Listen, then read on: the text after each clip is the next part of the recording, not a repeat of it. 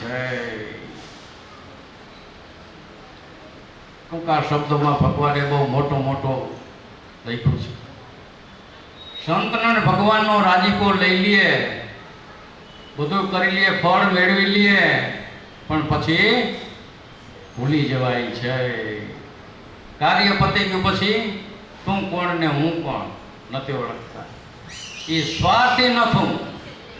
કારણ કે જગતની અંદર આવા સ્વાર્થ ભરેલા અનંત જીવાત્માઓ છે. ભગવાન અને સત્પુરુષના આશીર્વાદ લઈ લઈએ, ભગવાન મારું આ દુઃખ મટાડજો, મને આવો સુખ્યો કરજો. મારે કે અમે તો તમે અમારા શરણે આવ્યા એટલે દુઃખ તમારા કાપવા માટે જ છીએ. પણ દુઃખ મટાડ્યા પછી કાયમ કરજો, અમને યાદ કરજો. અને અમારું શરણું જે તમે લીધું છે કોઈ દિવસ મૂકતા નહીં. મહારાજનું કેવું એમ થાય છે. કેવું થાય છે, વિદેશની અંદર, દુબઈની અંદર એક હરિભગતનું આમાં છે, શાસ્ત્રમાં લખાણ છે, એને શરીરે સફેદ ડાઘ હતા. શરીરે અહીંથી ગયા હતા એ નહોતા, પણ વાં જઈને થોડા ઓઠે અને બીજા શરીરમાં એને સફેદ ડાઘ થયા. અને વાં ભક્તનો યોગ થયો સત્સંગનો. કારણ વાં અવિરત સત્સંગ થતો એમ કહેતો કહેવાય. દુબઈની અંદર અમે બધા હતા ભક્તો, જે કોઈ એ સત્સંગ કોઈથી મૂક્યો નહોતો. વિદેશ ભલે ગમે તેવો હતો, પણ આ જે કરી છે એ કોઈથી મૂક્યો નહોતો. તો એને વાતમાં વિશ્વાસ આવ્યો. અને દુઃખી માણસ કહે છે ને, ગુડ તો ગમે તે પકડે. તો એને આવું થયું એટલે એને એમ થયું કે આનું મારે આ ભક્તોને જો વાત કરું ને કાંઈ મારું નિવારણ થાય તો સારું. બહુ વાતો કરે છે કે ભગવાન દુઃખ મટાડે છે.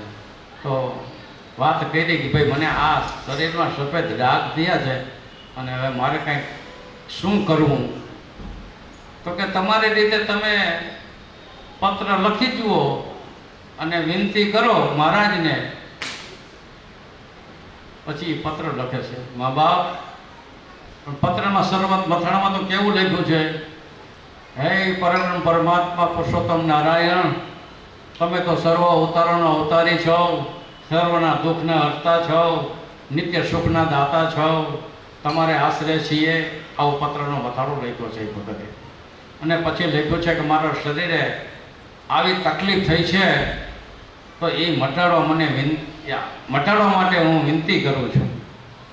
ભગવાને એને ઔષધિ જે કંઈ હશે એ લખી આપી છે પત્રની અંદર, એ એના પત્રમાં હોય, આમાં નથી છપાય. ઔષધિ એને લગાડી અને ભગવાનના આશીર્વાદ અને ગુલાબ પાંખડી ભગવાન પત્રમાં બધા ભક્તોને મોકલતા. એટલે કે ગુલાબ પાંખડી ખાજો અને સારું થઈ જશે. અને સારું થઈ ગયું. પાછો 2 મહિના પછી બીજો પત્ર છે, એમાં શાસ્ત્રની અંદર છે ઉલ્લેખનો કે મા બાપ, તમારા આશીર્વાદથી અમને સાવ સારું થઈ ગયું, બધું મટી ગયું છે, બહુ સારું. સત્સંગનો યોગ હતો, જે જરૂર હતી, તકલીફ હતી, ત્યાં લગી એને ભજન કર્યું, ભક્તિ કરી, વાં લગી સંઘના યોગમાં હતા ત્યાં લગી. પછી છુટ્ટીમાં નહીં, પણ હાવ ફિનિશ થઈને ભારતમાં આવતા રહ્યા. ભારતમાં જૂનો જે સંબંધ જેની જાય હતો એની હારે ઉઠબે હોય જ. માં ભક્તનો યોગ હતો, અહીંયા જે જૂના સંબંધીઓનો યોગ હતો. હવે યોગમાં એને આ વાત કરી તો કે ભાઈ એવું હતા છે, એવું થાય તો મટવાનું હોય તો મટી જાય, નકર એમ થોડું કંઈ એમ થાય છે. એ વાત જીવાત્માની એને અસર કરવા માંડી. હવે આનું થોડુંક ન્યૂનતા આવી છે નહીં. સત્સંગનો યોગ કાંઈ ભજન કરતા, સત્પુરુષનો મહિમા કહેતા, એ બધું ન્યૂનતા આવવા માંડી. અને બીજું પોષણ મળ્યું. ત્યાં અહીંયા આવી ગયા પછી દર્શન કરવાનો પણ એને ટાઈમ રહ્યો નહીં, અને દર્શને પણ ગયા નહીં. તો આવા જીવાતમાં જો કૃતજ્ઞ થતા હોય તો મહારાજ કે પછી કોનો માન? આ જીવ સ્વાર્થી એટલા માટે કીધું છે, દુઃખ મટાડવાટાણે રાજીપો લઈ લે, બધું કરી લે, પણ મળ્યા પછી મટી ગયા પછી ભાઈ તું તારે ઠેકાણે, હું મારે ઠેકાણે, ઓળખતો નથી. આવા અનંત ગયા છે, એક બે નહીં. આ મંથલીની અંદર આવા લાગટ મળે છે. મા બાપ, મારે આને આ દુઃખ છે, આ છેલ્લે કાંઈ ન હોય, હાવ કાંઈ, આ વિયાણી છે પણ દૂધ દેતી નથી. ભગવાનને શરણે જાય એટલે ભગવાન આશીર્વાદ આપે. આલ્યા પ્રસાદીનું જળ છાંટજો અને ખાણામાં થોડુંક નાખજો, ખવડાવજો, એ સારું થઈ જશે. અને થઈ જાય. પણ પછી તો કે પછી કાંઈ નહીં. સ્વાર્થ, ખાલી સ્વાર્થ કરીને તમારો મોક્ષ કે રાજીપો મળતો નથી. મહારાજ કે જો કાયમી અનુસંધાન રાખે તો જ એ મોક્ષનો ભાગીદાર થાય છે, નહીંતર મોક્ષનો ભાગીદાર થાય. બીજાનો સંગ થયો તો બીજાની જોડે ચડી ગયા એટલે ઓલું બધું ભૂલાય. ભગવાનનો આશીર્વાદ લઈ લે, સંતનો આશીર્વાદ લઈ લે અને પછી બધું ભૂલાઈ જાય. મારે કે એવું સ્વાર્થી ન થવું. કૃતજ્ઞ કીધું શાસ્ત્રકારે, ગૈરા કૃતને ન જાણે એ સ્વાર્થી કીધું અને કૃતજ્ઞ.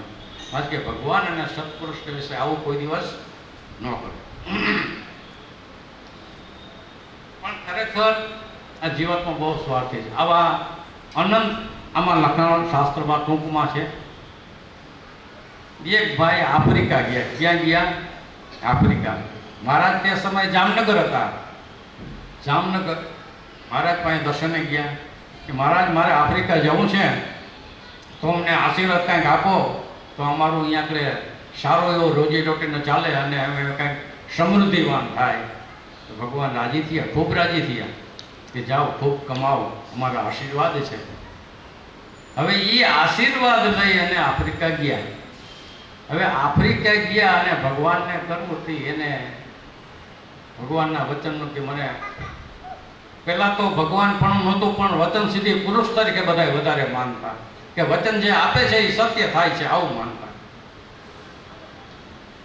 ગયા પછી થોડો સમય જે વીતતો ગયો એમ ધંધામાં પ્રગતિ થતી ગઈ. ધંધામાં એટલી બધી પ્રગતિ થઈ ગઈ કે ઘડીકનો એને ટાઈમ ન રહ્યો. ટાઈમ તો ન રહ્યો પણ અનુસંધાન ભૂલાઈ ગયું. હું કેના આશીર્વાદથી આવ્યો હતો અને આજે મારી પ્રગતિ કેટલી થાય છે એ બધું અનુસંધાન એને ભૂલાઈ ગયું. ભૂલાઈ તો ગયું પણ વરસ 2 વર્ષ આવે તોય કાંઈ વાંધો નહીં, પણ 20 વર્ષ લગી ત્યાં ન આવ્યા. કેટલા? 20 વર્ષ લગી ત્યાં રહ્યા એક ધા અને આ બધું ભૂલાઈ ગયું. પણ કંઈક એવો એને દેશકાળ આવ્યો અને ભારત કે આવવાનું થયું. એ વાતો બધી એ લાગી છે, ટૂંકમાં કહી છે આપણે. આવવાનું થયું, કાંઈ આપત્તિ આવી એટલે અહીંયા આવ્યા પછી એને વિચાર એવો જ આવ્યો, ઘારો હું આશીર્વાદ લઈને ગયો તો મારા ગુરુ એ જામનગર છે હતા અને હું ગયો હતો. એટલે એ સીધા જામનગર સ્વામિનારાયણનું મંદિર છે ત્યાં ગયા અને તપાસ કરી કે ભાઈ આ શાસ્ત્રી મહારાજ કૃષ્ણરાજાજી ક્યાં છે? તો ભાઈ એ તો અહીંથી વયા ગયા છે, જુનાગઢ છે. એટલે મોટર કાર લઈ અને જુનાગઢ ગયા. વાં જઈને પૂછ્યું કે આ શાસ્ત્રી મહારાજ ક્યાં રહે છે? એટલે કોઈ સંતોએ બતાવ્યું કે આ ભંડારનો મેળે છે ત્યાં ઉપર છે. એટલે ત્યાં એ દર્શને ગયા છે. ઉપર દર્શને જાય છે. મહારાજ પોતાનું કામ જે લખવાનું કરતા એ કરતા હતા. પછી દંડોત પ્રણામ કરી અને બેઠા. એટલે મહારાજ પછી બોલ્યા, આવો જય સ્વામિનારાયણ. તો કે જય સ્વામિનારાયણ સ્વામી. મહારાજ ત્યાં લગી લેખન કરે છે. લેખન કરતા કરતા બધી વાત કરે છે. પછી કે મહારાજ મને ઓળખો છો? આમ બોલ્યા. શું બોલ્યા? કે મહારાજ મને ઓળખો છો? પછી મહારાજ કલમને આમ થોભાવી દે છે, ઊભી રાખી દે છે અને આમ સામે દ્રષ્ટિ કરે છે. કેટલા ટાઈમ થયા તું આશીર્વાદ લઈને ગયો તો એને? તો કે મહારાજ 20 વર્ષ થયા. તે 20 વર્ષની અંદર કેદી મારા 5 નામ લીધા, કેદી મને યાદ કર્યો? એ કે માથું પકડી રોવા માંડ્યો કે મા બાપ 20 વર્ષની અંદર કોઈ દી મેં તમને યાદ કર્યા નથી.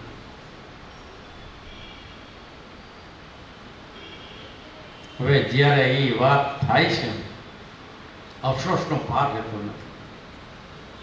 મહારાજ કે આવું કૃતજ્ઞ નથી, અનુસંધાન રાખવું કે હું જેના કઈ વચનથી કે સિદ્ધ થયો છું કે જે સારાવાના થયા છે તો આ ભગવાન અને સત્પુરુષની કૃપાથી છે.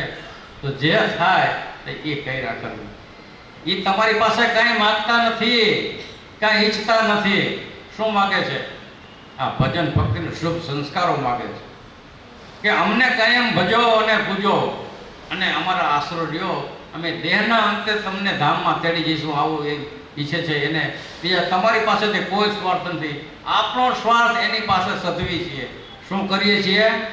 આપણો સ્વાર્થ ભગવાન અને સત્પુરુષને સાધુમાં ઉપયોગ કરી છે આપણે. નકર ભગવાનને આપણે જીવાત્માને ક્યાં પડી છે, ક્યાં જીવને ક્યાં જગદીશ, ક્યાં કીડીને ક્યાં કુંજબ મેળા થાય એવી વાત છે ન થાય છતાં પણ ભગવાન આપણા જેવા થઈને આપણા માટે આ બધું કરી ગયા છે.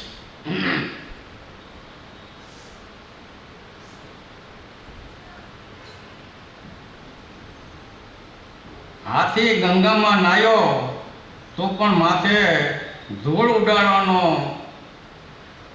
ઉડાડે. આ જીવ ભગવાન અને સંત સમાગમમાં શુદ્ધ થાય તો પણ ધૂળ ઉડાડવાનો સ્વભાવ રાખે. આ સ્વભાવની વાત આવી. હાથીનું દ્રષ્ટાંત આપ્યું. ગંગામાં કે નદીમાં કે તળાવમાં નાઈને હાથી નીકળે, પણ એની રીત કે સૂંઢેથી ધૂળ ઉપાડે ને પોતા માથે નાખે. તો એવો નવો થઈ જાય કે બીજું થાય. ધૂળવાળો હતો એવો નવો રહીએ કે શુદ્ધ થઈને નીકળે, બાયને નીકળો તો એવો લેવો. આજ કે એમ ન કરવું, શુદ્ધ રહેવું, શુદ્ધ થવું. ધૂળ ઉડાડવાનો સ્વભાવ એટલે આપણે અહીંયાથી ઊભા થઈને બાયણે નીકળ્યા પછી એનું મનન કરવું, એનું ચિંતન કરવું કે ભગવાને અને ભગવાનના ભક્તોએ આપણા માટે જો કંઈક દાખલો કર્યો છે તો આપણે જરૂર એનું ચિંતન કરી અને એની ભક્તિ કરવી છે. ધૂળ ઉડાડવાનો સ્વભાવ એટલે જગતના લોકના વિચારો તજી અને ઘડીક વાર સ્મરણ કરવું ભગવાનનું. ભગવાનને બીજું કાંઈ પણ જોતું નથી. તમારી આપણી પાસેથી એક ભક્તિ માગે છે, બીજું કંઈ માગતા નથી. મીરાએ કંઈ ભગવાનને કંઈ આપ્યું નહોતું, બીજાએ નરસિંહ મહેતા કંઈ બીજું કંઈ આપ્યું નહોતું, પણ એને એક જ આપી હતી, એનું નામ સ્મરણ અને ભક્તિ. તો એ બધી વાતે આજે આપણે એના ગુણ ગાઈએ છીએ દરેક શાસ્ત્રોની અંદર. તેથી અંતે બધું જાય છે. હાથી ગંગામાં નાયો તો પણ માથે ધૂળ ઉડાડે. આ જીવ ભગવાન અને સંત સમાગમે શુદ્ધ થાય તો પણ ધૂળ ઉડાડવાનો સ્વભાવ રાખે છે. શ્રી હરિ માટે બધું કરી રાખ્યું હોય તો પણ ખરું ટાણું આવે ત્યારે પાછો પડી જાય છે. વાપરી શકે નહીં એવી બાધ્યતાની વૃત્તિ વળગેલીઓ છે. ખરું ટાણું આવે ત્યારે ખંજોળવા જાય કે ના એ તો હવે નહીં થાય, હમણાં નથી. એક જોકે આ ભક્તો બધા બેઠા છે, બધાએ કદાચ સાંભળેલું હશે. મારી એક કેસેટમાં ભક્તોને ઉપદેશની વાત છે, એમાં બોલે છે મહારાજ કે કાંઈ નહીં નોંધ પણ હમણાં નોંધાવી તો દે. તો કે ના મહારાજ હમણાં નોંધાવા આવ્યો નથી, પછી ટાણું આવશે ત્યારે વળી કંઈ નોંધાવીશ. સેવાની વાત. ભગવાન કે અહીંયાથી નહીં પાછો પડી ગયો. ભગવાનનું વચન પણ રહેતું નથી. એ વાત બહુ સરસ છે. જોકે બધા એ વાતને તો જાણતા જ હોય એટલે વધારે એનું વિવેચન કરતા નથી. પણ મહારાજ કે જે ભગવાનને નથી આપતો તો બીજાને તો શેનો આપે. પાછો પડી જાય છે, વાપરી શકે નહીં એવી બાધિતાની વૃત્તિ વળગેલીઓ છે. ભાગવત ધર્મ, મહાત્મ જ્ઞાન, આંતરિક હેત, અનુવૃત્તિવાળી સેવા ભક્તિ, હૃદયમાં વિશ્વાસ, મૂર્તિનું ધારણ, ભગવત કૃપા કે સંતનો હોત, આ 8માંથી એક પણ હશે તો મોક્ષમાં જ પહોંચાશે. લ્યો, બીજું કાંઈ ન હોય તો કાંઈ નહીં, એક ભગવાનનો આશરો ખાલી દ્રઢ કરીને રાખ્યો હશે ને તોય મારે કે મોક્ષમાં પહોંચાશે. કેવો આશરો, કેવો કે દ્રઢપણાનો, ફખડ ડખડ નહીં કે મને મળ્યા છે એ ભગવાન છે, એમાં બીજી કોઈ કોળ ન જોઈ. એ દ્રઢપણાનો આશરો કીધો છે. શું કીધું? દ્રઢપણાનો આશરો. તો કોને હતો? તો કે સ્વામિનારાયણ ભગવાનના વખતની અંદર કાઠિયો દરબારને એવો હતો દ્રઢપણાનો આશરો. બીજું કાંઈ નહોતા જાણતા, પણ એટલું તો જાણતા હતા કે ભગવાન છે. એટલે એક વખત કથાઓ મોટી છે, પણ એમાં એક વખત કીધું કે તમને કાંઈ કોઈને કાંઈ સંકલ્પ થાય છે? ખાચરો બધા આવી સભા ભરીને બેઠા હતા મારા સ્વામિનારાયણ ભગવાન, અને કે કાંઈ સંકલ્પ થાય છે? તો સુરો ખાચરનું નામ એમાં આવ્યું. સુરા ખાચર કે સુરવીર બહુ કહે, હા ભણું કે અમને શું સંકલ્પ થાય કે અમને કાંઈ સંકલ્પ ન થાય. પણ સંકલ્પ જ જાણતા નહોતા કે સંકલ્પ એટલે શું, એ જ ખબર નહોતી. તો ક્યાંથી ખબર પડે કે શું સંકલ્પ હોય? પછી કે છે મુક્તાનંદ સ્વામીને કીધું કે સ્વામી તમને કઈ સંકલ્પ થાય છે? તો કે છે નીચે બેઠા હતા, આવી રીતે સભા હતી, તો નીચેથી રેતીનો ખોબો ભરી અને કીધું કે સ્વામી મહારાજ અમને આટલા સંકલ્પ થાય છે, રેતીના કણ છે ને એટલા, પણ તમારા પ્રતાપથી ભગવાન સ્વરૂપ સંબંધી થાય છે. તમારા પ્રતાપથી ભગવાન સ્વરૂપ સંબંધી સંકલ્પ થાય, બીજો સંકલ્પ થતો નથી. હવે જો ભગવાનના સંકલ્પની જ કંઈ ખબર ન પડતી હોય કે મારા અંદરના સંકલ્પો કેવા છે, તો મારે કે શું કહે સત્પુરુષ ભગવાન. પણ એને એટલી દ્રઢતા હતી, ભલે સંકલ્પની ખબર પડતી કે નહોતી પડતી, પણ એટલી એને દ્રઢતા હતી